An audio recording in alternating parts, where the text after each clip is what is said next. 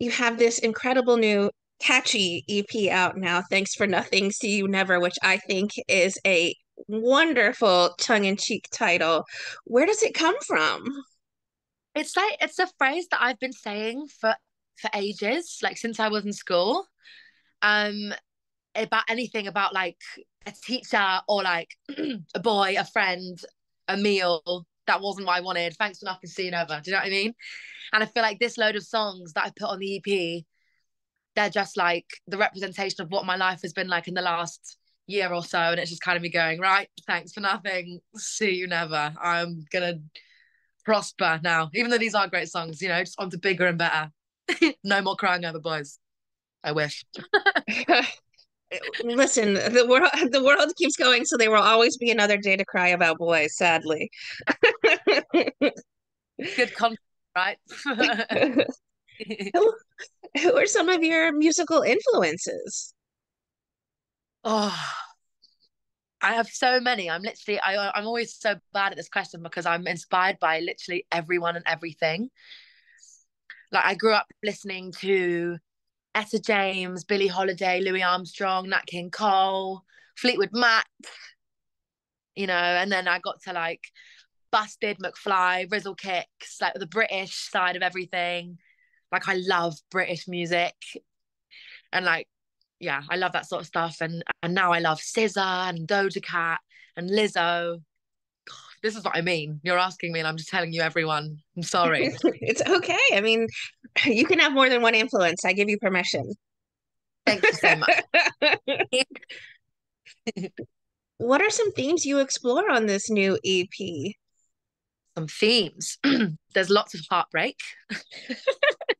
The thing is with heartbreak is that I don't like. Obviously, I cry about it, and I feel like an idiot. And I'm like, I look at myself in the mirror, and I go, you're ridiculous. Why are we doing this again?" But then I take something that's bad and I turn it into something good every time because I don't like dwelling on things for too long because I've read somewhere that like the chemical reaction in your brain of sadness only lasts like an hour. The rest of it is like all overthinking and all like just getting yourself worked up about something. So I obviously give myself to process. Like, I give myself the time to process things, and I'm like, right, let's make it a smash. Let's dance through the pain. You know what I mean? So there's definitely heartbreak. There's lots of like friendship, um, and like I went through the I just want to feel my okay song. That was quite a sad time. That's like sadness and mental health and all that sort of stuff. And then 2020s is about like dealing with the older generation putting so much pressure on the younger generation. I don't know what that theme is. The generation gap. I don't know if that's a theme, but that's what that's about. And then Kiss You is all about like love and having a crush. That's the theme. Since it's come out already, what has been the fan feedback you've been receiving so far to this wonderful EP? It's all been so positive. Like it's just been amazing. And I always get so nervous. Well, I don't know if it's nerves. I just get so much adrenaline and so much like I don't know, excitement about what's gonna happen. And now that it's finally out, I feel relief. And I've not listened to a single song since. Like before it came out, I blasted every single song every day in my headphones. Like, yeah, I can't listen to it anymore. I don't want to know. I don't want to listen to it. But the feedback so far, I've gotten voice notes, I've gotten DMs, I've gotten Snapchats, I've gotten tweets from just loads of people telling me that I've helped them through something, or I've made them feel like they can tell someone to just like, get out of my face, which makes me happy because sometimes I don't feel like that. So I'm happy that I'm helping other people. So it's just really cool, man. It's really cool. Well, I think 2020s and Kiss You are some of my two standout tracks off the EP. Do you have any personal favorites that have lingered with you? Or I know you said you haven't listened to any of them since, but there has to be a baby that lives with you every single day that you think is still a banger. I think they're all bangers. Like I love them all so much. Like I think they're all amazing and they all like describe something that I've gone through so perfectly because I wrote it. So it makes sense. And I love them all. But I'd say Pretty Boys is probably my favorite because I just think it's so funny. It's so funny. And I love like listening to it. And whenever some boy gives me attitude, I just put it on and I'm just like walking through the streets, just like, "Wah, come on then." Also, I like That's What Friends Are For. That's like probably my other favorite one because my friends like saved me is a bit extreme, but like I was in such a dark place last year and my friends, they did. They made me so happy and they were there for me. And we just go out and be ridiculous. And every time I hear that song, I just think about us being stupid somewhere and I love it. So Will there be an upcoming tour to go along with this EP so that people can be hearing these songs live?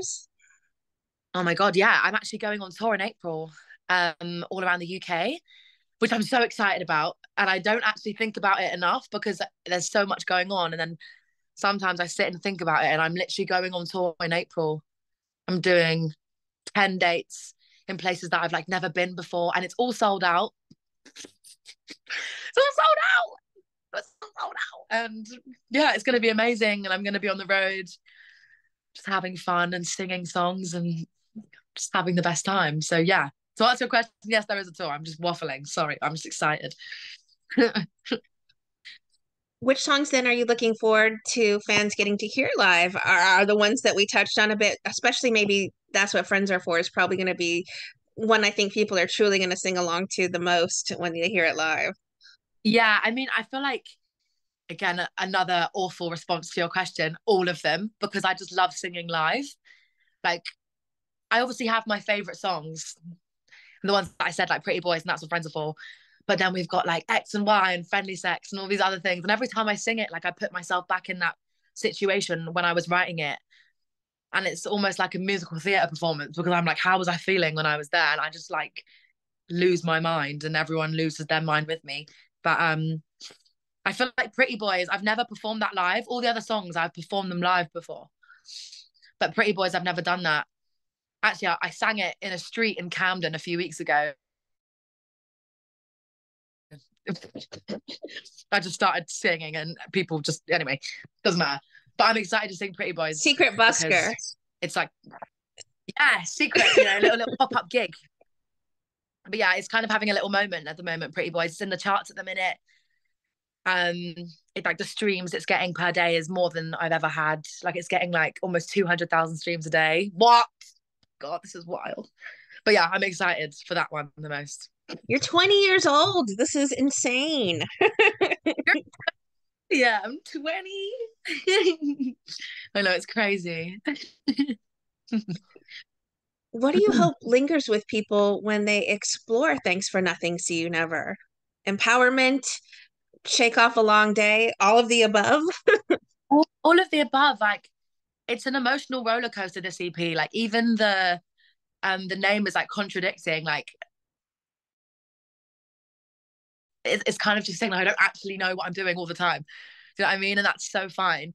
And like I said, there's heartbreak, there's love, there's um friendship, there's like mental health, like all these emotions that I felt. I feel like everyone goes through them, and sometimes it's nice to hear them so like blatantly honest and like not all metaphored and all prettied up. It's like, no, here's what happened, and here's how it made me feel, and deal with it. So, but I think it connects with people, and that's really cool because that's how I like to write songs. So I just hope people feel listened to, and I hope they heal like I healed. You know, I feel cool now. I'm sweet. It's out and now. I'm chilling. I can get involved in it. Coming up for music in the future, is there someone you would love to collaborate with, a dream collaborator? I have to. Okay, right. Let me think. They're all very okay. Doja Cat. I love her, and I think the way that she is with her like American like sassy, the way she speaks and does her lyrics is like similar to what I do, just like cheeky, tongue in cheek, funny, and people love that stuff. I'd love to do something with her at some point. Also, I love Katy Perry so much. I love her so much. I am like a Katy Perry stan. She was my first ever gig, and I went dressed as Katy Perry when I was like 10 years old. The PG version, obviously. Don't worry. Um, but yeah, I love her. Maybe Ed Sheeran, Stormzy, Kate Nash, Rizzle Kit again. Sorry, lots of things that I'd like to do. The list goes on, I know.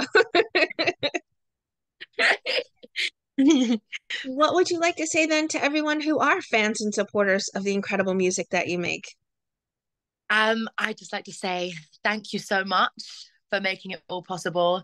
And I'm so grateful that I get to experience what I love with such amazing people every single day. Like even if it's just a message or a like or a comment, let alone on a stage when there's everyone there. I just it's the best feeling. There's nothing like it.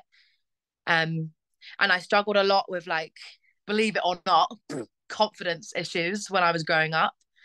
Um, like I never thought I was good enough, and I never thought anyone would really like me. And now I feel so much love, and I feel so content and so happy, and I'm just so grateful.